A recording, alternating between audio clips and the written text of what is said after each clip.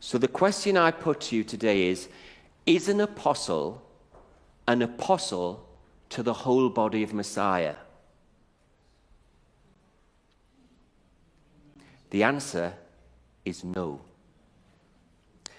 If I'm recognized as an apostle within the congregation of Yahweh, could I walk into the New Testament Church of God or the Baptist Church and be received as an apostle? Absolutely not. Why? Because apostles operate within a sphere of authority. Apostolic authority is unique, but it's also limited. What do I mean by this? Well, I'm just thinking about Paul. He said some very interesting things to the Corinthian church. And the relationship between Paul and the Corinthian church is a very complex one, and I won't go into that today. But one thing it seemed that they had done was to allow different teachers to come into their midst. And so much so that they ended up being confused about who their leaders were and who their apostles were and all this kind of thing.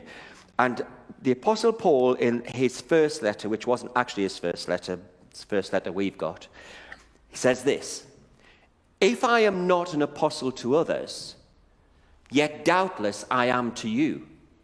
For you are the seal of my apostleship in Yeshua."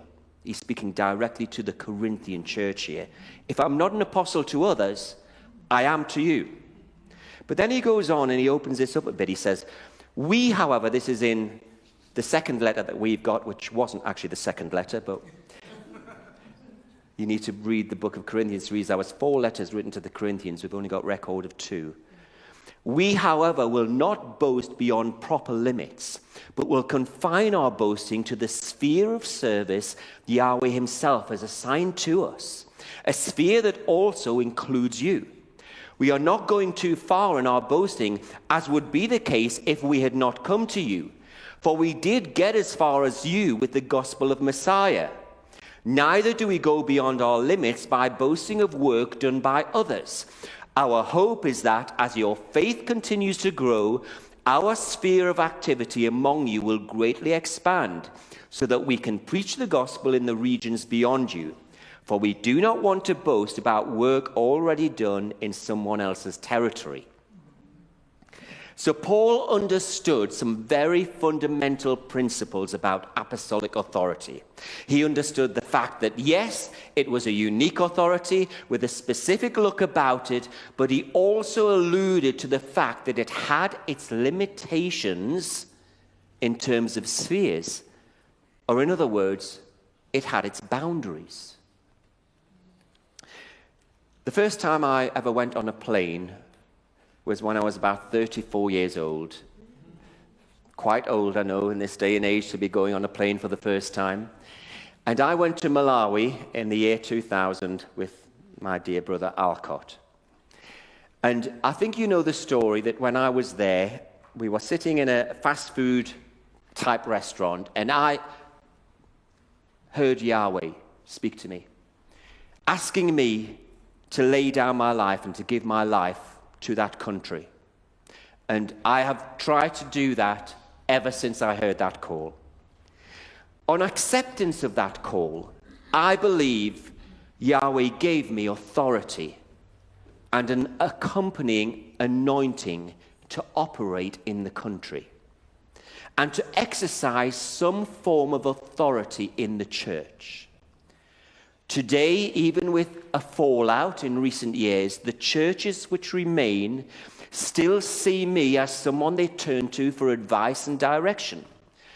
And most of you know about the work of Village Foundations in the country.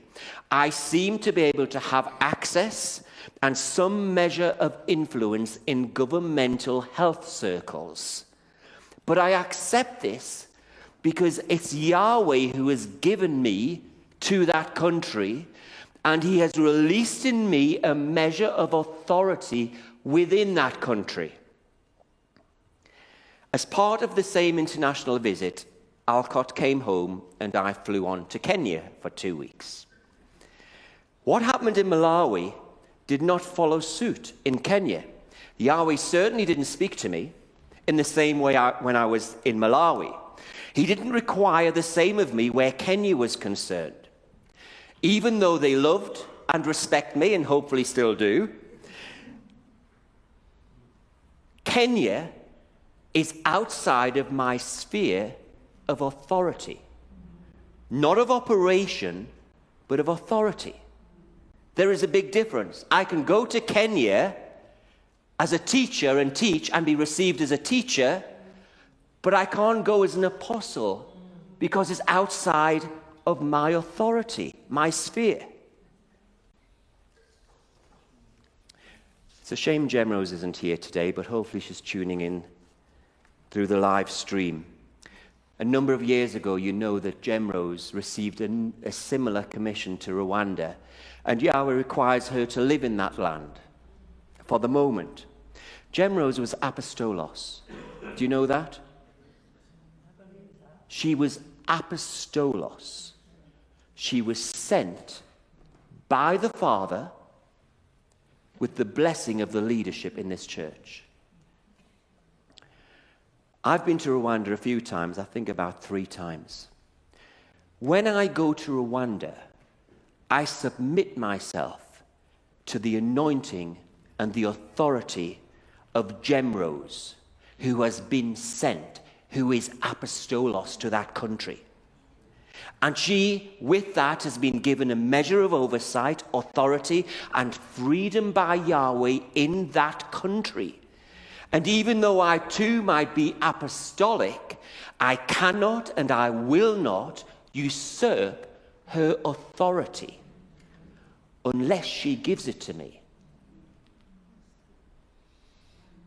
Unless she gives it to me. I cannot assume responsibility or authority in the body of Yeshua unless it is given firstly by the Father and secondly by the church or group of people to whom I've been sent. The lesson here is that apostolic authority is given, not taken. It's given, not taken. Given firstly by Yahweh, then given by the group or the church that I am serving or that I have been sent to. You know, Paul is often understood by his writings. He's often judged to be autocratic and a law to himself. However, it's not true. It's not true. Paul understood spheres of authority. He also respected the ministry done by others. He recognized his own limitations in exercising apostolic authority and the need to work with and submit to others in matters of huge importance, especially when outside of his spiritual territory. There's a very well-known story in Acts 15, and I'm just going to give you a preceding account. It's basically concerning the gospel that was coming to the Gentiles, and in particular those in Antioch, where Paul and Barnabas were based at this time. So what happened was there were men coming from Judea who were telling the believers that they needs to be circumcised in order to be accepted as part of the company of those who've come to faith. And the issue began to boil over. And the church in Antioch sent Paul and Barnabas to Jerusalem to discuss the matters with the apostles and elders who were residing in Jerusalem. Now just picture it, all the leading ministers of the day, possibly the 12 apostles of the Lamb, because remember they stayed put right at the beginning of the storm. They would have all been there. The apostles, the elders, and the prophets also were present. And they had this one big ministerial meeting about the issue of circumcision. We do know that at least Peter was present because he spoke at length at this hearing. And Paul and Barnabas also gave witness to what Yahweh was doing among the Gentiles. And after everyone had had their say and had made their input, given their opinions, James, interestingly, the brother of Yeshua, stood up and made final judgment on the matter. It's very likely that James was the senior elder in Jerusalem. And when he had heard all that had to be said on the matter, he gave the final judgment and made recommendations. And a letter was sent back with Paul and Barnabas, and Judas and Silas also went with them, back to Antioch. And there they confirmed the resolution made by James to the church in Antioch. Now, what I want to say here is that because Paul was called to be an apostle to the Gentiles, he could have thought it was his apostolic right to preside and make judgment over this matter, because it concerned the Gentiles. And Peter, well, he's only concerned with the Jews.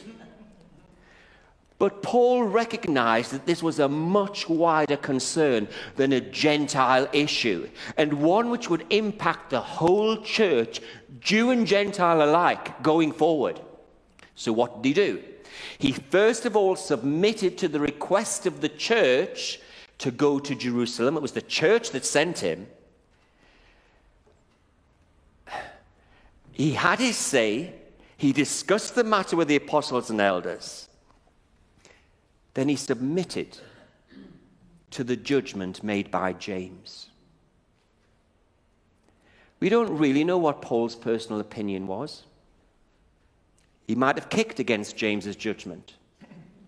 He might have totally disagreed. He could well have argued his personal position and his personal persuasion and why he wasn't happy with the outcome. Did he leave the church? If he didn't agree with that decision, was it an excuse to leave the church? No. Did he continue to argue his viewpoint? No. Did he gossip about it? No. You see, Paul loved the church, and he wanted the best for it, and he submitted himself to the apostles and elders who are resident in Jerusalem and presiding over the church at large. And he was happy to be sent back to the Gentile church and to those believers where the issue was brought up and deliver what the verdict was from the apostles and elders. He submitted himself. It showed he respected spheres of authority within the church. So I will say this before I go on to my final point. Spheres of ministry must be established, understood, and accepted if the church is to function effectively and properly in these last days. Spheres of ministry must be established, understood, and accepted if we are going to work according to the pattern that we find here. We'll get into rough waters if we operate according to any other pattern, any other system, and any other structure other than the one spoken of in the scriptures. This is our only sure foundation when it comes to order and authority. It's part of being built on the rock.